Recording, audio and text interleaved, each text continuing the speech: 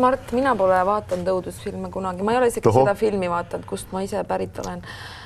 Kui sa peaksid ütlema mulle ühe filmi või ühe stseeni, mis jäi sind kummitama? Nii on jälle raske öelda, sest et ma jään igal poole kinni. Sest et üksikuid stseene leida on tegelikult lihtne ja selle 100 aasta jooksul, millal õudusfilm on nagu üsna edukalt funktsioneerinud, on neid huvitavaid kuvandeid tõesti sündinud väga palju, aga tänapäeva inimesele sellest ei piisa vist enam leida üks kaader või üks põnev hetk, aga see, et see õudusfilm suudaks meid aina uuesti viia kaasa ja tekitada mingisugust olukorda, kus me tõesti kardame, selleks ta peab olema uus. Ta peab olema alati uus, ta peab leidma alati uusi väljendusvahendeid, sest tegelikult, kui me vaatame 100 aasta vanad Chaplini komöödiat, ta tundub naljakas kohati või 90 aasta vana Harold Lloyd ja Buster Keaton, tõesti ta on naljakas, aga vaadates vanu õudusfilme, nad ei suuda tekitada meis enam praktiliselt mitte kunagi sellist tunnet, et see suudab, kus see habemenoga tõmmatakse silm läbi, mis film see on. Aga see polnud isegi õudusfilm mitte, see oli Andaluusia koer ja see oli lihtsalt väga hästi tehtud stseen, aga ta ei panustanud õudusfilmi, ta oli sürrealistlik. Mis sul viga on? Mis sul viga on? Väga efektne. Mis sul viga on, kuule? Hakkab sünnitama. Tule vai, talle hakkab paksemaks minema. Issand jumal, sünnitab!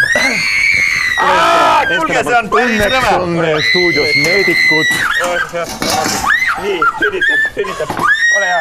Kas ma saan kuidagi aidata? Jaa, saad küll. Laula midagi. Sünni, väike teemon. Anna tangid laua pealt. Tangid anna laua pealt. Mida sa möklikad? Tangid.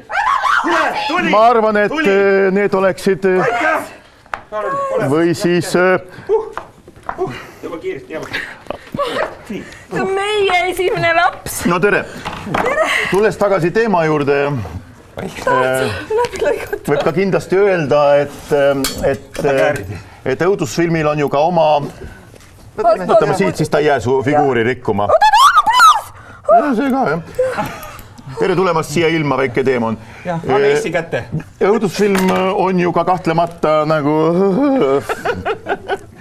Mõnes mõttes tal on selline sügavam filosoofiline alasõnum, sest tegelikult ta on ju mõnes mõttes selline, nagu keskaja kirikutes on need surmatantsumaalid, eks ole, ta räägib meile sellest, et surm võib tulla igal hetkel. Kas sündida võib igal hetkel mingi asi? Sündida võib igal hetkel. Kuule, aga ennem veel peaks ära mõistetama, mis sellele koletisele nimeks saab. Just tahtsin küsida, mis me talle siis?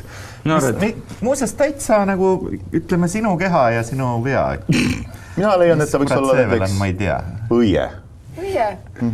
Vaata, tal on looduse värvid siin värviline. Õie ajab mingit niukest asja välja tagumikust. No ikka tuleb. Jah, seniks kuni õie Rahusander õpib häält tegema, läheme meie pisikesele pausile.